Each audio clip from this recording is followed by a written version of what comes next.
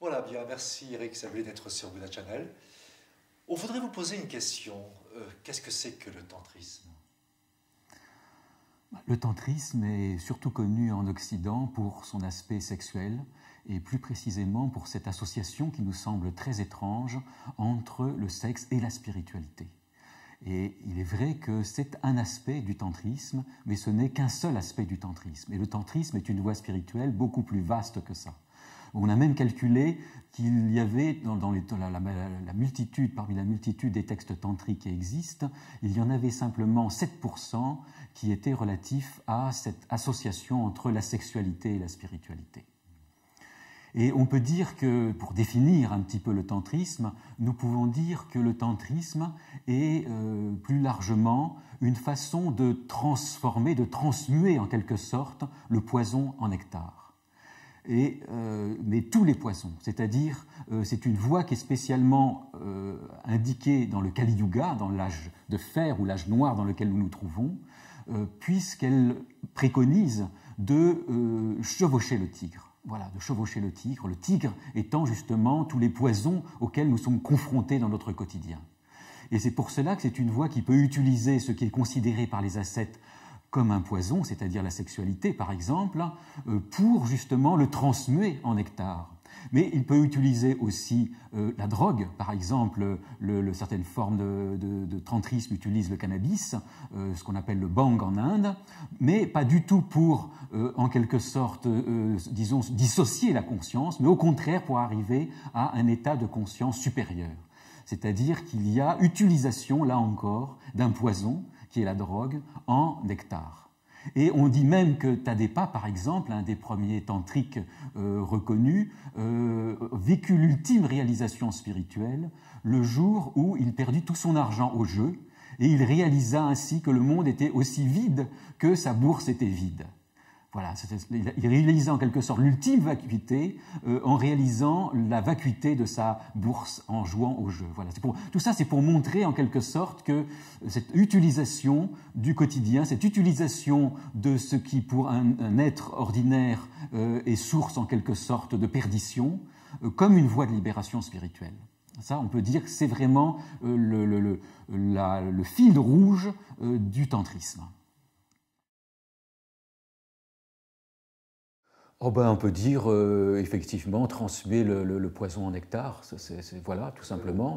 Ça pourrait être effectivement une définition du tantrisme. Il y en a d'autres possibles, hein, mais ça pourrait être une définition du tantrisme. Et il faut remarquer aussi, ça c'est assez intéressant parce que c'est quelque chose que lorsqu'on a voyagé un peu en Inde, c'est quelque chose auquel on est confronté chez les tantriques. C'est un aspect provocateur aussi du tantrisme. Cet aspect provocateur est extrêmement important. C'est-à-dire qu'ils aiment provoquer. Et lorsque l'on a rencontré des sadhus tantriques, qui sont les sadhus shivaïstes, hein, qui sont assez nombreux en Inde, ils ont toujours ce côté provocateur. Il y en a certains qui vivent nus, les Nagababa, il y a même les Agori Baba qui se nourrissent de cadavres, il y en a qui vivent en quelque sorte dans les cimetières, dans les champs de crémation, donc les Agori Baba qui se nourrissent de cadavres. Il y a toujours ce côté en quelque sorte provocateur du tantrisme. Voilà, ça c'est une autre des caractéristiques du tantrisme. Mais au départ, il est surtout hindouiste et c'est simplement ensuite qu'il s'est mélangé au bouddhisme. Voilà. Ce que l'on pourrait dire aussi qui est assez important à propos du tantrisme, c'est qu'il ne s'adresse pas à tout le monde. Voilà, c'est une voie qui s'adresse à certains types d'individus bien particuliers. Et justement, les sadhus en Inde qui sont dans une voie tantrique, on remarque tout de suite qu'ils ont un tempérament particulier, qui n'est pas ceux des sadhus vishnouistes, par exemple. Hein, donc ça correspond bien à un tempérament particulier.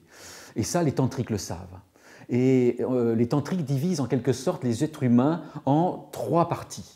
Ils disent qu'il y a d'abord les êtres humains qu'on appelle pashus, c'est les êtres humains animaux qui se satisfont en quelque sorte de leur travail, de leur plaisir, de leur famille. Et pour eux, ils sont pas, la voie tantrique n'est pas pour eux. Il faut qu'ils suivent la morale usuelle en quelque sorte. Il y a une deuxième sorte d'êtres, ce sont les divyas, ce sont les êtres divins en quelque sorte. Et ces êtres-là ont naturellement une aspiration à la lumière. Ils sont naturellement purs. Et eux, ils sont plutôt adaptés à une voie semblable à celle du Vedanta, par exemple. Et il y a une troisième sorte d'êtres, ce sont les Viryas. Ces êtres, on pourrait les qualifier de guerriers. C'est des êtres passionnés, des êtres qui sont passionnels. Or, la voie tantrique est précisément destinée à ces êtres passionnels. Parce que précisément, pour en revenir à notre définition du tantrisme, de transmuer les poisons en nectar, ces êtres sont des êtres passionnés. Et comme ils sont passionnés, cette passion, il faut qu'ils la transmuent, il faut qu'ils la transforment. Et ils ont justement, parce que la passion, on dit dans tous les textes tantriques, c'est une énergie. Et c'est une énergie qui peut devenir, qui est soit négative, mais qui peut se transmuer et devenir une force positive. La colère, par exemple, la colère est une force destructrice, qui peut être destructrice. Mais transmuée, ça peut devenir l'énergie de la volonté, ça peut devenir une énergie justement positive, un pouvoir en quelque sorte, une déité, on dit dans l'hindouisme. Et ça, c'est très important. C'est très important de savoir que le tantrisme n'est pas destiné à tout le monde, il est destiné simplement aux êtres guerriers, aux êtres passionnels. Et un maître, par exemple, du tantrisme saura parfaitement reconnaître un disciple qui lui convient. Et souvent à son impertinence ou à une espèce de relation particulière qu'il aura instinctivement avec lui. Et il le reconnaîtra à ça. Il saura qu'il est fait pour cette voie-là et pas pour une autre. Mais en revanche, d'autres êtres ne sont pas faits du tout pour cette voie tantrique. Et c'est ça justement, et un maître justement est capable de reconnaître si un individu est fait pour cette voie ou n'est pas fait pour cette voie-là. L'histoire du tantrisme, elle remonte en fait très très loin. Elle remonterait justement aux anciens cultes dravidiens de la mer. Les premiers textes tantriques datent du IVe siècle avant Jésus-Christ, mais nous savons qu'en Inde, la tradition orale est très très vivante. Les brahmanes avaient développé une mémoire prodigieuse et ils étaient capables, par exemple, de réciter par cœur des milliers et des milliers de vers. Donc il ne faut pas du tout croire que le tantrisme est apparu avec les premiers textes. Il est certainement bien antérieur. Mais les premiers textes à peu près du IVe siècle après Jésus-Christ. Mais vraisemblablement, il semblerait que le tantrisme soit une résurgence des cultes de la mer qui appartenait au peuple dravidien antérieur donc aux invasions aryennes. Vous savez peut-être qu'il y avait dans la péninsule indienne des peuples noirs aux cheveux raides qui étaient les dravidiens et qu'à un moment donné il y a eu les invasions aryennes, les Aryens qui étaient des blancs entre guillemets. Et les Aryens ont amené avec eux la tradition védique. Le Veda est purement aryen. Or, la religion védique est une religion très ritualisée, qui est centrée sur l'éthique et le rituel. Or, il semblerait que le yoga, notamment, s'enracinerait dans ce fond dravidien, lui aussi dans ce fond dravidien. Parce que pendant très longtemps, on a considéré que les Aryens étaient venus comme un peuple civilisateur pour civiliser des sauvages qui étaient les Dravidiens. Et maintenant, après toutes les recherches archéologiques qui ont été faites, nous savons que la civilisation dravidienne était en fait très supérieure à la civilisation aryenne.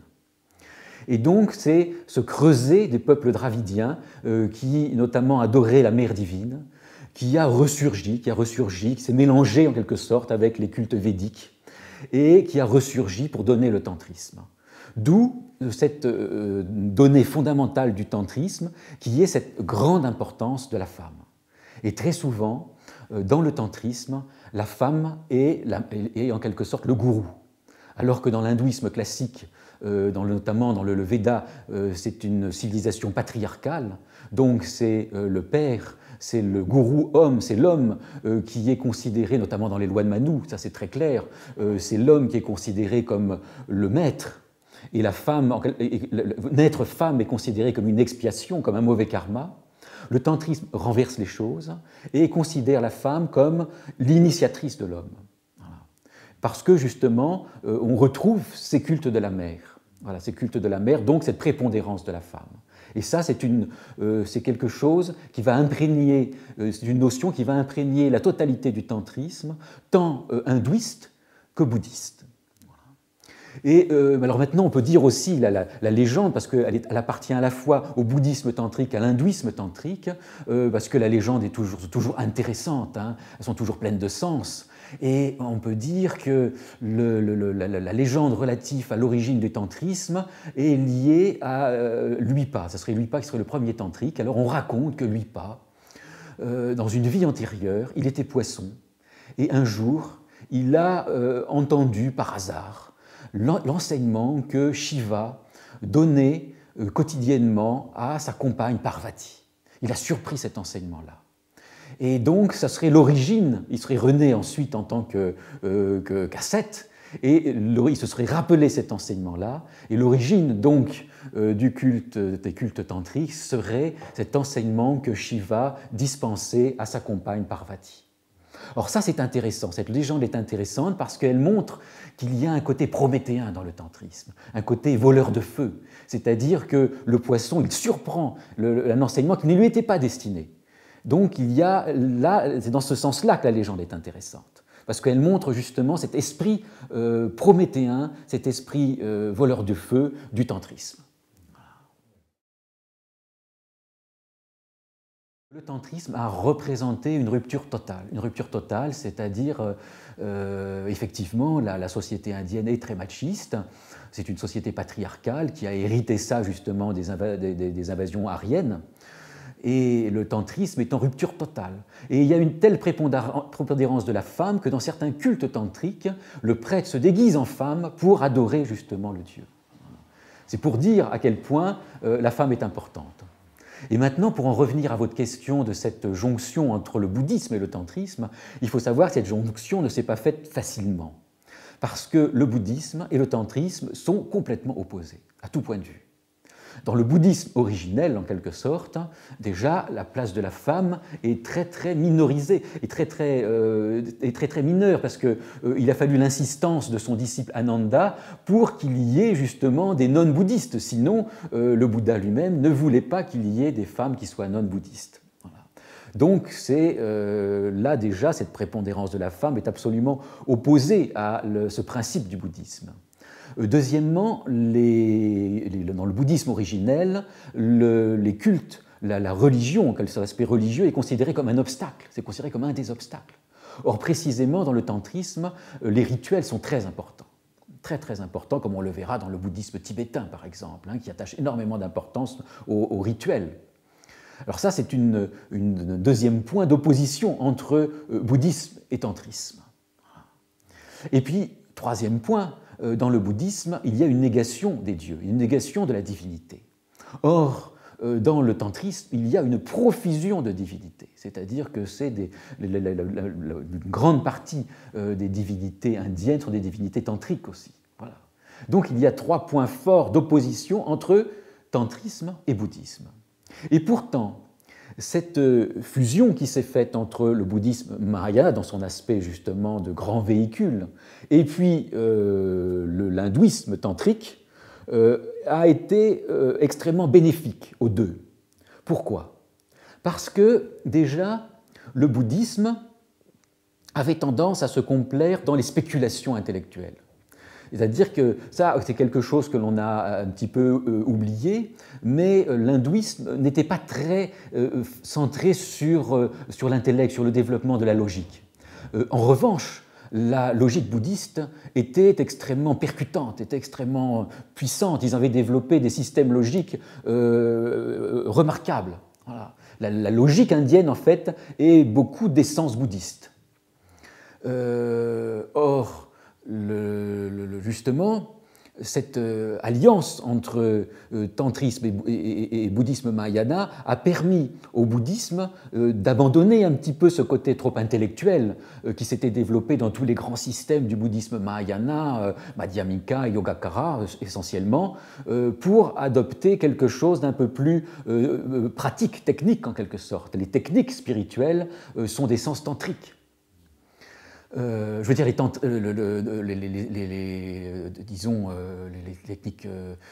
techniques du Vajrayana sont d'essence, parce qu'évidemment, il y a des méthodes de méditation qui appartiennent au bouddhisme originel. Mais ils ont amené en quelque sorte un aspect beaucoup plus, un aspect en même temps de dévotion. Ils ont développé tous des aspects qui étaient un petit peu rejetés par le bouddhisme originel. Maintenant, le tantrisme, lui, en revanche, il avait tendance à dégénérer en magie noire même, et en sorcellerie. Or, la jonction avec le bouddhisme mahayana lui a permis en quelque sorte de se redresser, d'adopter justement une ossature intellectuelle qui a évacué tout cet aspect sorcellerie du tantrisme. Ce qui fait que cette fusion entre bouddhisme et tantrisme a été extrêmement bénéfique aux deux. Et c'est pour ça que cette forme du bouddhisme tantrique s'est développée énormément en Inde, notamment au 8e siècle, avant les invasions musulmanes. Il y a une grande partie de l'Inde qui était bouddhiste tantrique, parce que justement, chacun y trouvait son compte. Et ce sont précisément tous ces textes qui ont été écrits, toutes ces traditions spirituelles, qui ont été traduites ensuite en tibétain et qui sont venus justement irriguer le Tibet, qui était plutôt dans des religions de style chamanique. Voilà. Et ensuite, il y a eu les invasions musulmanes qui ont détruit, disons, tout cet aspect-là du bouddhisme indien. Et ça s'est perpétué simplement essentiellement au Tibet, puis ensuite en Chine et au Japon, le bouddhisme tantrique.